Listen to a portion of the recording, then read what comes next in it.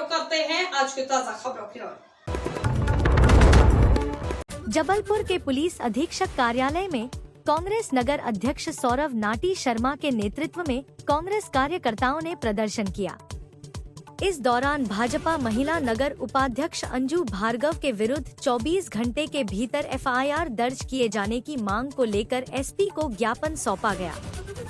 कांग्रेस नगर अध्यक्ष सौरव नाटी शर्मा ने बताया कि हवाबाग कॉलेज परिसर के पीछे मसीह समाज द्वारा नियमित रूप से प्रार्थना सभा आयोजित की जा रही थी। क्रिसमस पर्व से पूर्व प्रतिवर्ष की तरह इस वर्ष भी नेत्रहीन बच्चों के लिए भोजन का आयोजन किया गया था। इसी दौरान भाजपा महिला नगर उपाध्यक्ष अंजू भार्गव और कुछ हिंदू संगठनों के लोगों द्वारा मौके पर पहुंचकर हंगामा किया गया। आरोप है कि कार्यक्रम के दौरान मारपीट की गई और एक नेत्रहीन महिला के साथ अभद्रता की गई। इतना ही नहीं, वहां मौजूद बच्चियों के लिए भी आपत्तिजनक शब्दों का प्रयोग किया गया। कांग्रेस नेताओं का कहना है कि यह पूरी घटना पुलिस की मौजूदगी में हुई, इसके बावजूद कोई तत्काल कार्रवाई नहीं की गई। कांग्रेस नगर अध्यक्ष ने मांग की है कि भाजपा नेत्री अंजू भार्गव के खिलाफ 24 घंटे के भीतर एफआईआर दर्ज की जाए। साथ ही 25 दिसंबर को मसीह समाज के पर्व के दौरान गिरजाघरों में पर्याप्त पुलिस बल तैनात कर सुरक्षा सुनिश्चित की जाए, ताकि किसी भी प्रकार की अप्रिय घटना न हो। ये मुद्दे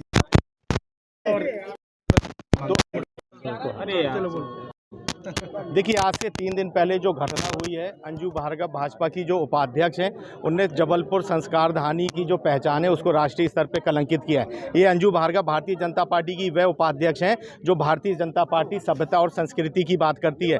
भारतीय जनता पार्टी की उपाध्यक्ष के मुंह से जो उस दिन बोल फूटे, वह बोलना भी शर्म की बात होती है। वह एक नेत्रहीन बच्ची को बोलती है कि तुम इस जन्म में अंधी हो, अगले जन्म में भी अंधी बनोगी, तुम यहाँ पर धंधा कराने आई हो। अंजू भार्गव जी बताएं कि धंधे का अर्थ क्या होता है। दूसरा, वहाँ पुलिस प्रशासन के जब सिपाही खड़े थे तो अंजू भार्गव उसको हाथ खींच के उस सिपाही को आदेशित कर रही, उस सिपाही को भी डांट फटकार रही हैं। इस मामले से 2 चीजें निकल पर एक सवाल निशान खड़ा होता है। आज एक ज्ञापन दिया गया, जिला कांग्रेस कमेटी और महिला कांग्रेस के द्वारा आज एक ज्ञापन दिया गया है। इस ज्ञापन में इनकी मुख्य मांगे हैं कि मसीही समाज के क्रिसमस का त्यौहार आने वाला है। अभी बीते कुछ दिनों में कुछ लोगों के द्वारा वहां उनकी प्रार्थना सभा में जाकर उनको डराया धमकाया गया। एक इनके ज्ञापन में अंजू भार्गव द्वारा दिव्यांग महिला के साथ झड़प मारपीट करने के संबंध में एफआईआर चाह रहे हैं।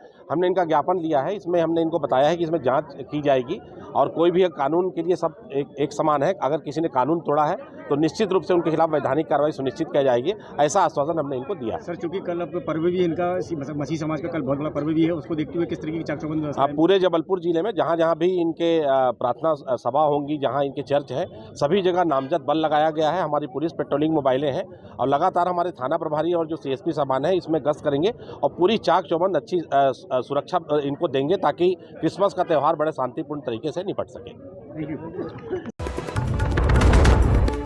डिंडोरी जिले के शाहपुरा थाना क्षेत्र में रहने वाले श्रीवास्तव दंपति साइबर ठगी का शिकार हो गए। पीड़ित दंपति ने अपनी जीवन भर की जमा पूंजी को सुरक्षित रखने के उद्देश्य से बैंक में फिक्स्ड डिपॉजिट (एफडी) के रूप में निवेश किया था, लेकिन 13 अगस्त को अचानक उनकी एफडी की पूरी राशि अपने आप बचत खाते में ट्रांसफर हो गई। इसके कुछ ही घंटों बाद रात के समय खाते से पूरी रकम कट गई। जब दंपति ने अपने खाते की जानकारी ली तो पता चला कि करीब 5 लाख रुपए किसी अन्य खाते में ट्रांसफर कर दिए गए हैं।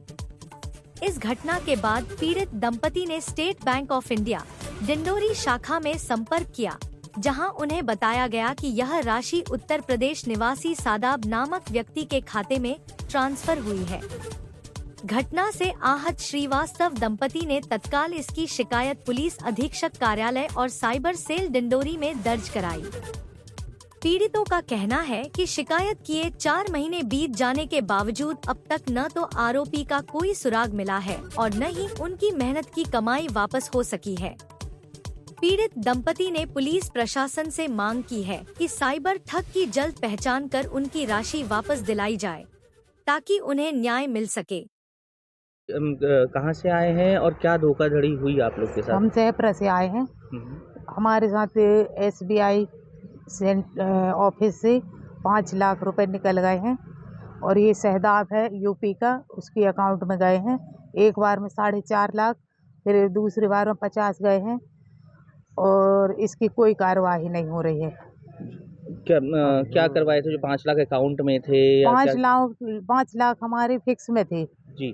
फिर इन गए थे तो उधर बैंक वाले बोले कि आपके अकाउंट से पैसा निकल गया है अगस्त में। तो FD जब किए थे तो उसके बाद के अकाउंट में आ गए थे पैसे? FD किए थे तो अकाउंट में आ गए थे इनके अकाउंट में, फिर वो रात में ही निकल गए हैं। मतलब 4.5 लाख एक बार में, 50 एक बार में। ये कब निकले हैं? अगस्त 13 अगस्त में। आपने कहाँ शिकायत की थी? हमने थाने में दिए हैं, साइबर वाले में दिए हैं और हेल्पलाइन में 181 में दिए और हेल्पलाइन में दिए। कोई आपको ऐसा कोई लिंक आई थी या फोन किया था कि ये लिंक किसी आई नहीं, है? कोई नहीं आया मेरे पास, लिंक नहीं आया, इनके पास भी नहीं आए हैं कोई लिंक। सीधे कट गए? जी। क्या करते हैं आपके पति? मेरे पति चक्की चलाते हैं और खेतीबाड़ी का काम है। हो गया। क्या नाम है आपका? मेरा नाम सुषमा श्रीवास्तव है, मेरे हस्बैंड का प्रवीण श्रीवास्तव है। कहाँ से आए? हम लोग सहप्रा से आए हैं, जिला डिंडौरी। ठीक। क्या चाहते? हम लोग चाहते हैं कि हमारा पैसा हमें मिले। पनागर थाना क्षेत्र में सर्राफा व्यापारी से हुई लूट का मामला अब भी पुलिस के लिए चुनौती बना हुआ है। वारदात को अंजाम देने वाले आरोपी घटना के बाद से फरार हैं। पुलिस ने आरोपियों की गिरफ्तारी के लिए उन पर 10 से 10,000 रुपए का इनाम घोषित किया है। जानकारी के अनुसार सर्राफा कारोबारी सुनील सराफ और उनके बेटे पर अज्ञात आरोपियों ने हमला किया था। हमले के बाद आरोपी सोने चांदी से भरा बैग लूटकर मौके से फरार हो गए। घटना के बाद इलाके में दहशत का माहौल है। वहीं सर्राफा व्यापारियों में भी भारी आक्रोश देखा जा रहा है। घटना की सूचना मिलते ही पनागर थाना पुलिस और वरिष्ठ अधिकारी मौके पर पहुंचे और जांच शुरू की। पुलिस आसपास के CCTV फुटेज खंगाल रही है और संभावित ठिकानों पर लगातार दबिश दी जा रही है। इसके बावजूद अब तक आरोपियों का कोई ठोस सुराग नहीं मिल सका है। इस मामले में एडिशनल SP सूर्यकांत शर्मा ने बताया कि आरोपियों की तलाश के लिए विशेष टीमों का गठन किया गया है और जल्द ही उन्हें गिरफ्तार कर लिया जाएगा। पुलिस का दावा है कि आरोपियों को पकड़ने के लिए हर संभव प्रयास किए जा रहे हैं और मामले का खुलासा शीघ्र किया जाएगा। विगत दिनों पनागर में कमानिया गेट के पास भूरा ज्वेलर्स के जो मालिक थे सुनील सोनी, वो अपने बच्चे के साथ घर लौट रहे थे कि कुछ अज्ञात हमलावरों ने रास्ते में उनके साथ मारपीट करके उनका जो थैला था वो छुड़ा ले गए थे। पुलिस अधीक्षक जबलपुर संपत उपाध्याय सर के द्वारा इसमें अज्ञात हमलावरों पर 10,000 रुपए का इनाम घोषित किया गया है। जो भी व्यक्ति इन अज्ञात हमलावरों की सूचना देगा उसे 10,000 रुपए के इनाम से पुरस्कृत किया जाएगा। ऐसा एक आदेश पुलिस अधीक्षक जबलपुर के द्वारा निकाला गया है। चूंकि अभी जो फरियादी के बताए अनुसार 3 मोटरसाइकिल में 6 लोगों की बात सामने आई है और आगे अभी इसमें विवेचना चल रही है और विवेचना के बाद सारी चीजें स्पष्ट हो पाएंगी। अभी तक क्या निकल के आया है, कहां पर पहुंचे? अभी हमारी पुलिस टीमें लगी हुई हैं और लगातार इसमें हमने मुखबिरी तंत्र भी काम कर रहा है। हम टेक्निकल एविडेंस के तहत भी आगे बढ़ रहे हैं। CCTV फुटेज का भी हम इस्तेमाल कर रहे हैं और हमें बहुत सारी पुख्ता और ठोस जानकारी लगी है और जल्द ही हम हमलावरों तक पहुंच जाएंगे। 5 करोड़ रुपए का सोना था, ज्वेलरी की, क्या आंकड़े सामने आए? कितनी ज्वेलरी थी? अभी ऐसी कोई बात सामने नहीं आई है। वो जो भूरा ज्वेलर्स के मालिक हैं वो पूरी सूची बना रहे हैं और जैसे ही वो लीक कर देंगे वो पूरा विवेचना में इसको सम्मिलित किया जाएगा और आगे इसमें फिर विवेचना करके इसका निराकरण किया जाएगा। 1 हफ्ता बीत चुका, अभी तक पुलिस जो है आरोपी तक नहीं पहुंच पा रही। क्या चूक हो रही है पुलिस? हमलावर कुछ बाहरी प्रतीत होते हैं और हमें कुछ पुख्ता उनकी सूचना मिल चुकी है और इसीलिए उस पुलिस टीमें उनके पीछे लगी हुई है और जल्द ही उनको हम गिरफ्तार करेंगे। राज्य के राजस्व मंत्री करण सिंह वर्मा ने भोपाल में आयोजित प्रेस कॉन्फ्रेंस में फसलों के नुकसान पर दी जा रही राहत राशि और राजस्व विभाग की प्रमुख उपलब्धियों की जानकारी दी। उन्होंने बताया कि प्राकृतिक आपदाओं से प्रभावित किसानों को समय पर राहत पहुंचाने के लिए राज्य सरकार लगातार काम कर रही है। वित्तीय वर्ष 2023 से 24 में प्राकृतिक आपदाओं से निपटने के लिए 3090 करोड़ रुपए का बजट प्रावधान किया गया था। इसमें से पूर्व तैयारियों पर 405 करोड़ 29 लाख रुपए और प्रभावितों को राहत राशि के रूप में 761 करोड़ 96 लाख रुपए वितरित किए गए। इस प्रकार कुल 1167 करोड़ 25 लाख रुपए व्यय किए गए।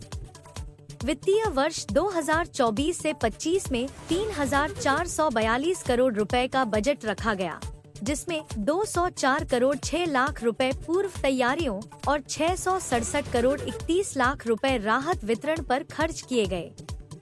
वहीं वित्तीय वर्ष 2025 से 26 के लिए 3650 करोड़ रुपए का बजट प्रावधान किया गया है।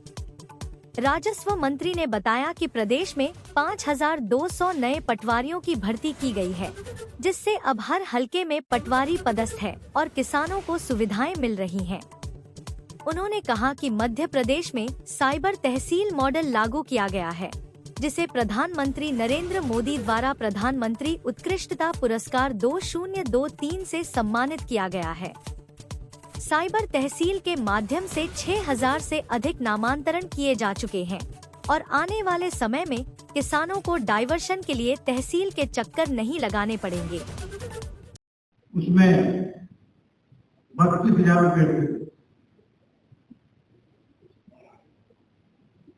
पहले 25% से अधिक नुकसान लोगों को राहत राशि दी गई। और हमारी सरकार, हमारा बहुत ही लोकप्रिय मुख्यमंत्री डॉक्टर मोहन यादव साहब के नेतृत्व में 25% से भी अगर थोड़ा ज्यादा नुकसान हुआ कम राहत राशि दी। विगत 2 वर्षों में राज्य विभाग को नई ऊंचाई पर पहुंचाने का काम भारत के प्रधानमंत्री नरेंद्र मोदी साहब मध्य प्रदेश के मुख्यमंत्री जी के नेतृत्व में हमने 3 महाअभियान चलाए। और तीनों अभियान में हमारे पीएस, हमारे सभी राष्ट्रीय अधिकारी, मैंने बीसी से भी चर्चा की और करीब 25 दिनों में मेरा प्रवास था। उस सभी लोगों को काफी समय से काम करें और इसे महाअभियान में 1 करोड़ से अधिक राजस्व प्रबंधन निराकरण किया। देश में पहली बार मध्य प्रदेश में राजस्व विभाग के अधिकारियों के मध्य राजस्व और गैर राजस्व कार्यों का अवलोकन हुआ, जिसमें राजस्व अधिकारियों द्वारा किसानों की समस्या का तेजी नजर किया गया। इस प्रयोग को भारत सरकार द्वारा चलाया गया। इस प्रयोग के राजस्व प्रकरणों के निराकरण में 12% की वृद्धि। आज के राजस्व विभाग की प्रेस वार्ता में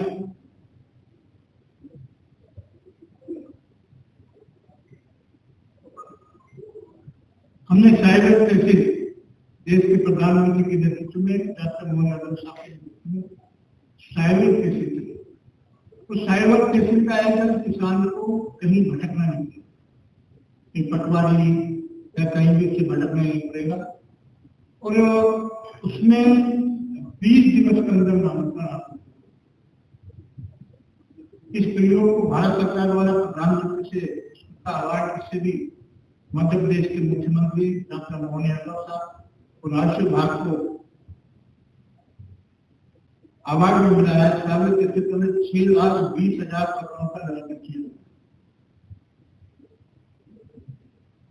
भारतीय जनता पार्टी की सरकार में पहले गांव में मकान बना करते थे, वो कोई अधिकार नहीं था, बैंक से लोन नहीं मिलता था, कोई भी सहूलियत नहीं। और डॉक्टर मोहन यादव साहब के नेतृत्व में हमने स्वामित्व योजना लागू की। ग्राम सेवक के आवेदन में रहने वाले नागरिक प्रदान किए गए, उनको मालिकाना हक दिया। अब पट्टेदारी नागरिक बैंक से ऋण प्राप्त कर सकें। 40 लाख से अधिक लोगों ने 175 करोड़ से अधिक का भुगतान किया।